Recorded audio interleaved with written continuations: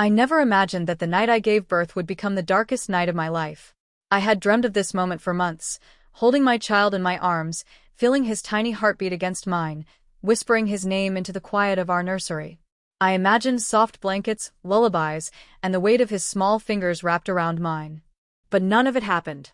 That night, everything I loved was stolen, and no one could tell me the truth. Before I begin, please watch the story to the very end. Subscribe to the channel, like this video, and comment below where you are watching from. Your support helps me share more stories that the world needs to hear. The labor room smelled of antiseptic, sweat, and something I would later recognize as betrayal. Pain clawed through me in waves that left me trembling, unable to think. Each contraction felt like my body was being torn apart, and I was screaming without making a sound. I wanted my husband, my soldier, the man I loved more than life itself, to be there with me.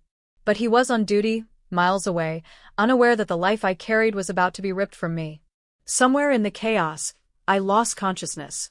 Darkness swallowed me whole, and I was gone for a moment from the world, from my baby, from everything I had ever dreamed of.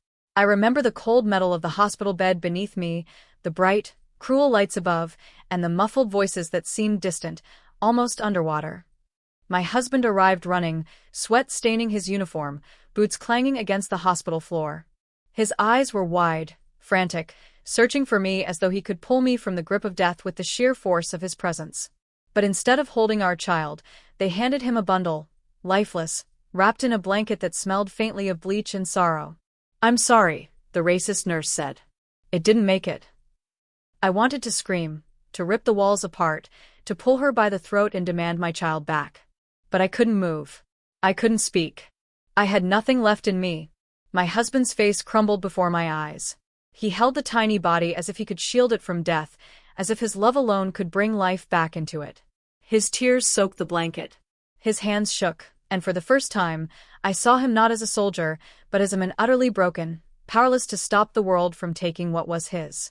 And I, unconscious, vulnerable, unaware, had no idea that a deal had been made behind my back, that my living child had been stolen and replaced with death. A racist nurse, driven by greed and malice, had turned my life into a lie while I hovered between life and death. That night, my world ended. And I didn't even know it yet. I don't remember much of the hours after my labor, only the unbearable emptiness of the bed beside me, the crushing weight of a child I could not hold. My mind was foggy from pain and medication, and yet, through the haze, I sensed movement, whispers, something darker than the shadows in my room. There was another woman in the ward, pale, perfumed, her silk dress flowing like she belonged to another world.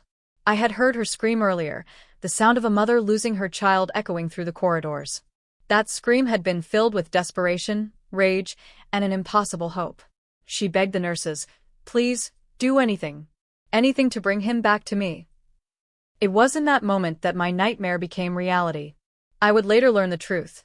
The nurse, cold and calculating, had been whispering to this woman, making promises no one else could hear. Greed and evil had come together in a quiet, terrible bargain. The rich woman offered $50,000. $50,000 to steal my child from me. I had been unconscious, my body broken, my mind blurred by pain. I did not see the envelopes exchanged, did not see the nurse's eyes flicker with malice, did not see the cruel smile that passed between them as my living child was taken from the arms of the universe and handed to someone else. When I woke, I was told my baby had died. My husband, still reeling from the shock, held a lifeless bundle in his arms. He did not know. He could not know. And I, weak and hollow, believed them. I cried until I could not breathe, rocking empty hands, whispering prayers that fell into silence. I mourned not only the child I thought I had lost, but also the life that would never be mine. Meanwhile, the other woman left the hospital with my son, my living son, and with her came a triumph that made me shiver. I could not see him, could not touch him, could not know that he was alive, laughing, breathing, and growing, while I sat in a hospital room filled with death and lies. That night, I felt the world tilt on its axis. Everything I had loved, everything I had planned, everything I had dreamed, had been stolen from me. And the person who should have protected life, the nurse, had chosen gold over morality, greed over humanity, and cruelty over compassion. I could not yet imagine the long road ahead, the tears, the battles, the justice that would have to be demanded. But I knew one thing for certain. I had lost more than a child. I had lost my world. When I came home from the hospital, the silence of my house struck me like a physical blow. The nursery, which I had prepared with love and anticipation, stared back at me like a cruel joke. Tiny shoes, soft blankets, carefully folded clothes, bottles lined up like soldiers ready for battle. All for a child I would never hold. My heart ached in a way I did not know was possible. I sat on the floor, staring at the empty crib, imagining him curled up in his tiny blanket, imagining his little fingers wrapped around mine. I imagined his first laugh, his first steps, his first whispered "Mama." My husband, my rock, stood beside me. Even through his uniform and the stoicism that came from years of military discipline, I could see his grief. His eyes, usually steady and commanding, were clouded with helplessness. He tried to comfort me, to anchor me to life, to remind me that we still had each other. But even his presence could not fill the void of the baby that had been taken from us. Every time he looked at the crib, I felt the weight of his sorrow press against my chest, almost as heavy as my own. Outside, the world moved on. The couple paraded their miracle everywhere, social media filled with images of the child I had birthed, laughing and thriving in someone else's arms. Every photo, every caption, stabbed me anew.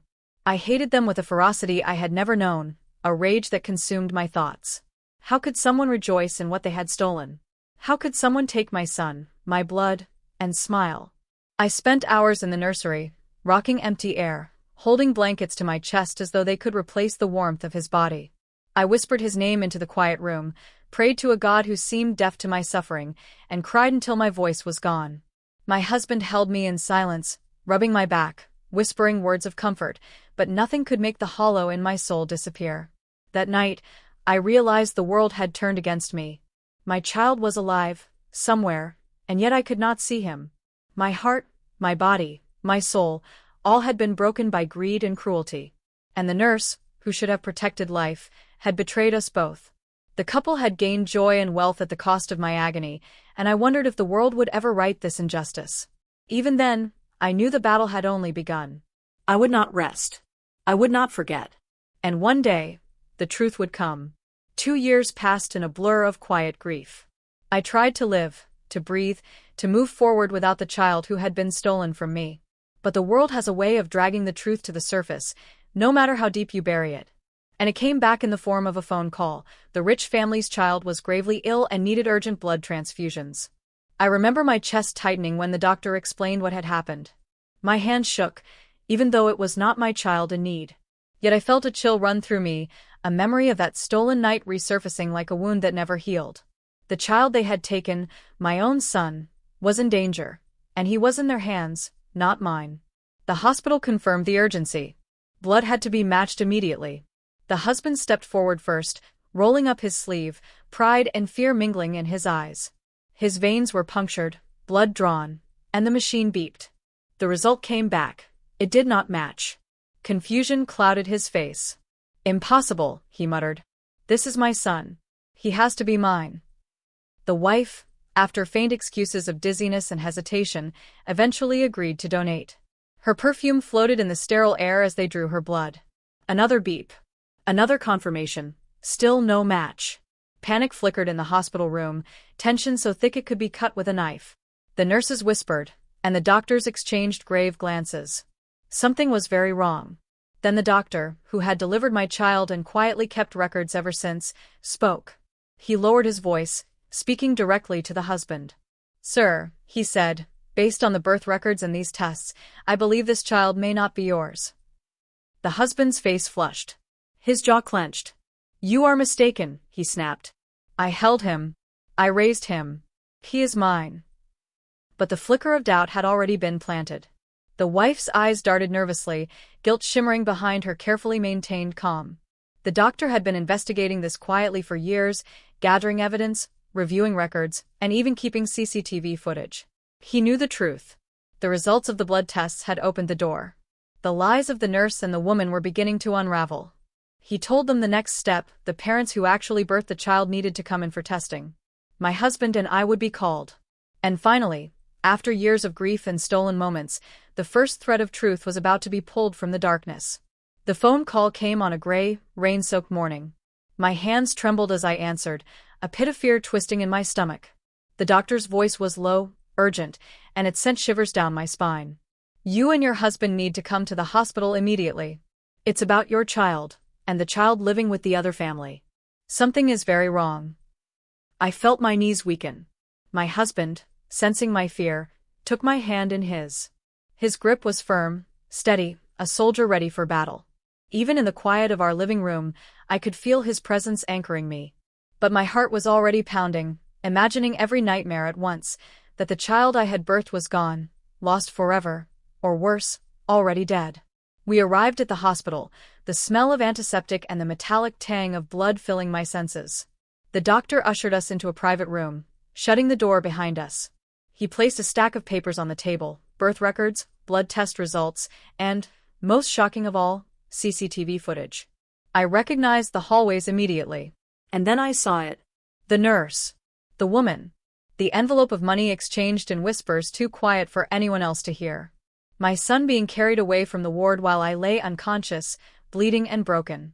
The betrayal had been captured in every frame, every step, every glance. I felt my stomach drop, my chest tighten. My husband's hands clenched into fists, knuckles white, as he processed what he was seeing. Rage, grief, and a burning need for justice lit his eyes. I could barely speak. My voice caught in my throat, and tears blurred the images before me. The child we thought was lost was alive.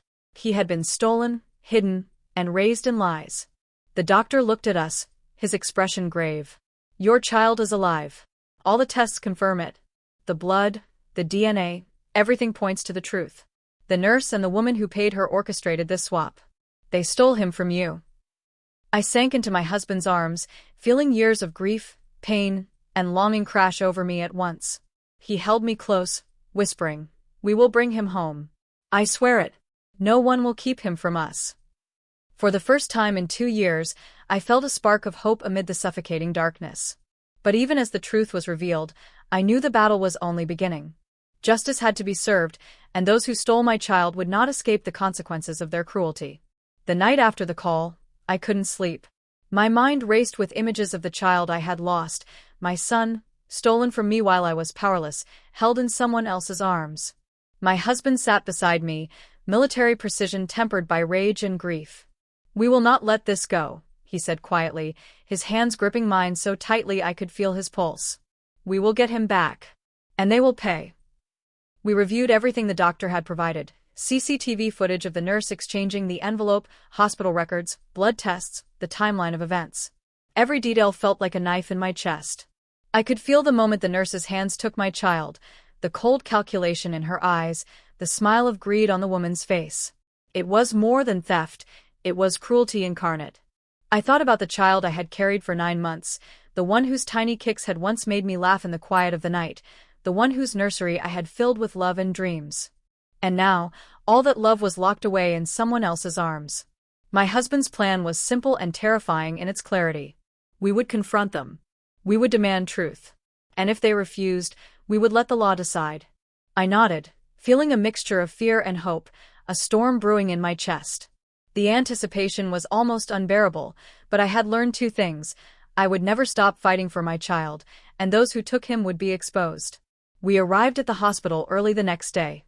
My knees shook as I saw them, the couple smiling, holding my child, as if he belonged to them. My heart ached so deeply I thought it would split. My son's tiny fingers wrapped around the blanket, unaware of the storm raging around him. The woman looked at me, feigning calm. The husband's jaw tightened. My husband stepped forward, military-bearing calm but intimidating. "We're here for the truth," he said, voice steady. The air thickened with tension.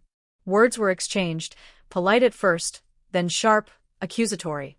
I saw the panic flicker in their eyes, the first cracks in their carefully constructed world. My son, my baby, had been carried from me, and they could feel that accusation slicing through them. Blood tests, DNA swabs, every procedure sent my stomach twisting into knots. The hospital staff worked efficiently, machines humming as we waited. My husband held my hand, silent but unwavering. When the results came, I felt my knees weaken. The machines confirmed it. The child was mine. Every cell, every strand of DNA matched. The couple's denial faltered. Their carefully rehearsed lies were crumbling. I could finally see the truth reflected in the machines and in my own trembling hands. Tears blurred my vision as I took my son in my arms for the first time since the hospital stole him. He was warm, alive, and perfect. I whispered his name over and over, as if repeating it could heal the years of pain and grief. My husband's arms circled us both, protective and resolute, and I finally allowed myself to believe that justice would come. The investigation turned to the nurse. She had been quiet, careful, hiding behind hospital authority for years. But now, under scrutiny, everything unraveled. Complaints, whispers from colleagues, suspicious behavior. It all came to light. I relived that night in my mind. The cold smile, the envelope of money, the quiet steps as my son was taken. Rage burned hotter than any grief I had ever known. The woman's smug composure began to falter. She was no longer untouchable. Even with evidence mounting, the husband refused to accept the truth. He argued, shouted, and tried to manipulate the investigation. My own husband, calm and precise, countered every word. The courtroom would become inevitable. The tension was unbearable. My heart pounded, but I felt strength in my husband's quiet authority. He was my rock, my shield. Together, we would not let them destroy our family any longer. Lawyers were hired. Evidence compiled. CCTV footage, hospital records, and DNA results were organized meticulously. My husband and I went over every detail, every memory of that night. Each recollection, every tear, every scream we had endured became a weapon in our hands. I felt a mixture of exhaustion and resolve. The pain of the past 2 years was unbearable, but it had forged in me an unbreakable determination. Justice would be served, and those who had stolen my child would answer for their cruelty. The courtroom was intimidating. The judge's eyes were sharp, the air heavy with anticipation.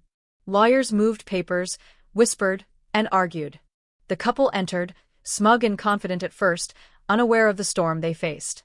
We sat together, my husband and I, holding hands, silent but alert.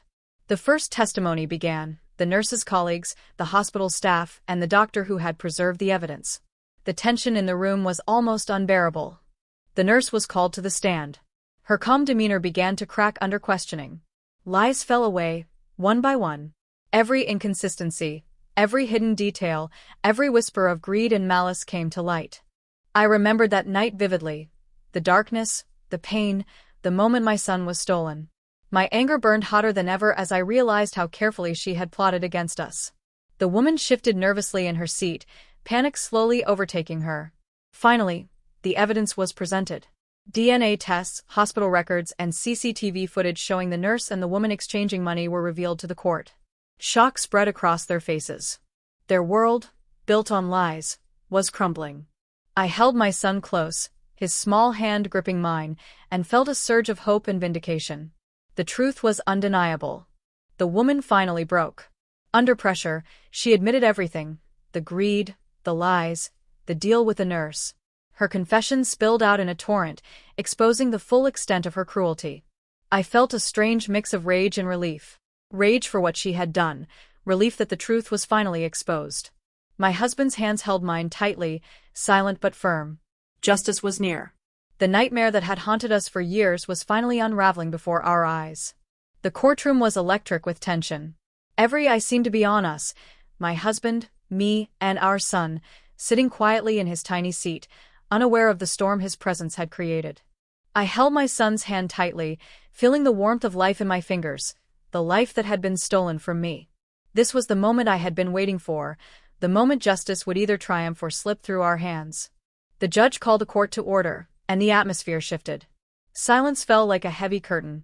The woman sat across from us, her face pale, her carefully composed exterior cracking with fear. Beside her, the nurse fidgeted, glancing at her accomplice, aware that every secret, every lie, was about to be exposed. The prosecution began methodically, presenting evidence piece by piece: CCTV footage of the night my child was taken, the envelope of money, hospital records confirming the swap, and the DNA results that proved beyond doubt that the child in their care was mine. The courtroom murmured, the air thick with disbelief and anticipation. I felt my heart hammering in my chest as the woman tried to deny it, to twist the truth into something unrecognizable. But my husband, calm yet unyielding, presented his statements, every word measured, every fact sharp and undeniable. He recounted the moments he held our child, the shock, the grief, the physical pain of being handed a lifeless bundle instead of the living son we had created. The nurse was called to the stand again, and under oath, the cracks in her facade widened. She faltered, hesitated, and finally confessed to the premeditated swap, revealing the deal made with the woman and the secret $50,000 payment. The courtroom gasped, whispers spreading like wildfire. I squeezed my son's hand, my tears silent, my rage contained, but burning hotter than ever. The judge leaned forward, eyes piercing, voice firm. This court finds the actions of the nurse and the rich woman to be deliberate, cruel, and unlawful. Their attempt to steal and replace a child is a heinous violation, and justice will be served.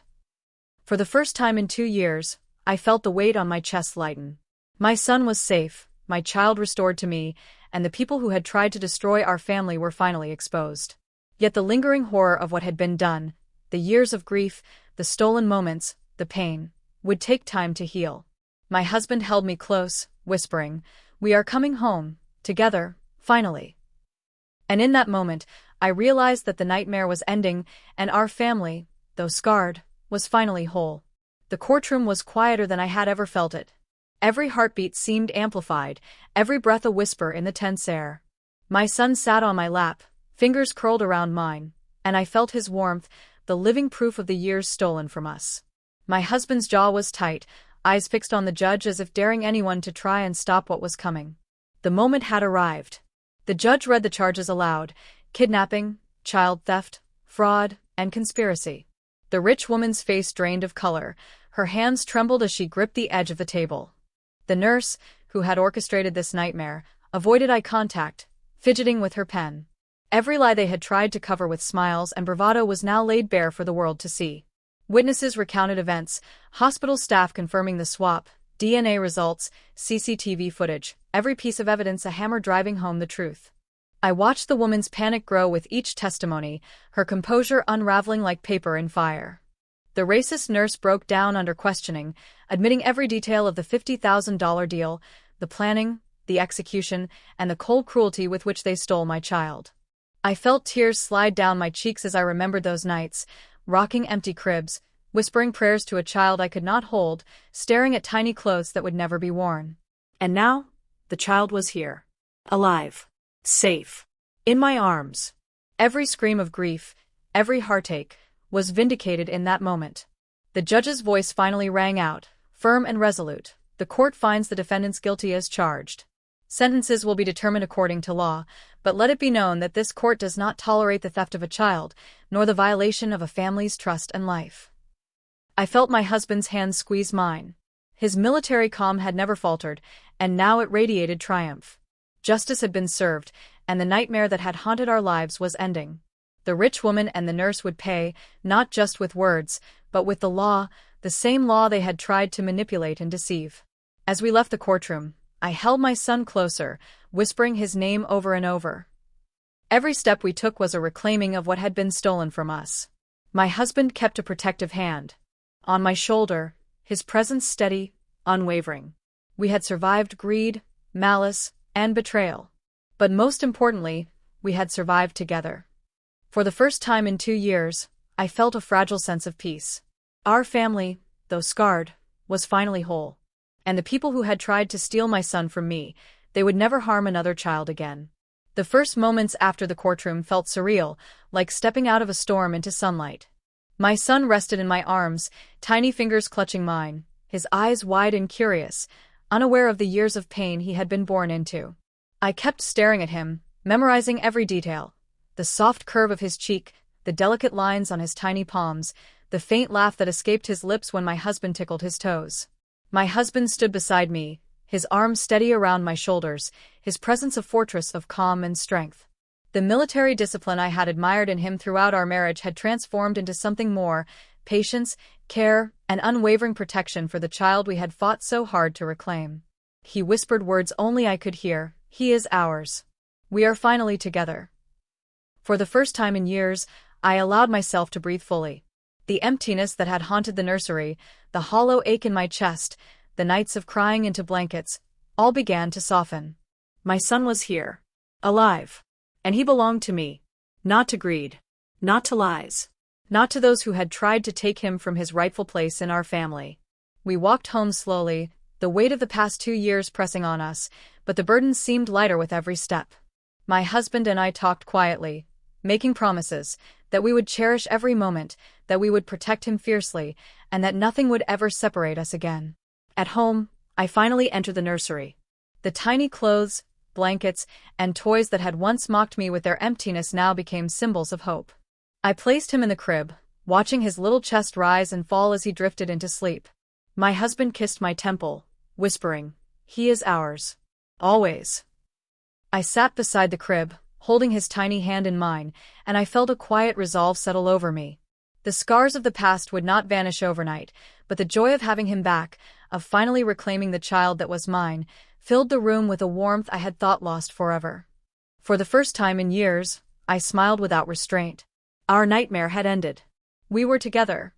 And though the world had tried to steal my happiness, it could never take back the love that was ours, the bond between mother, father, and child that no greed, no evil, could ever destroy. The days after the courtroom were quiet but intense. Our home, once filled with echoes of grief, now hummed with cautious hope. My son's laughter, tentative at first, became the soundtrack of our lives again. Every coo, every step, every little smile reminded me that he was finally ours, truly, completely, irrevocably. My husband never left my side. Even with his military duties calling him away, he prioritized our family.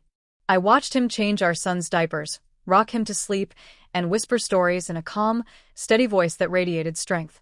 There was a tenderness in him I had never fully seen before, a deep, protective love, sharpened by the rage and helplessness of the years we had lost. He taught me something essential, that survival isn't just about enduring pain, it's about reclaiming your life with courage. Every time I felt grief or rage creeping back, I would watch him with our child, and I would remember the battle we had fought. The stolen moments, the emptiness, the betrayal, they no longer held power over me.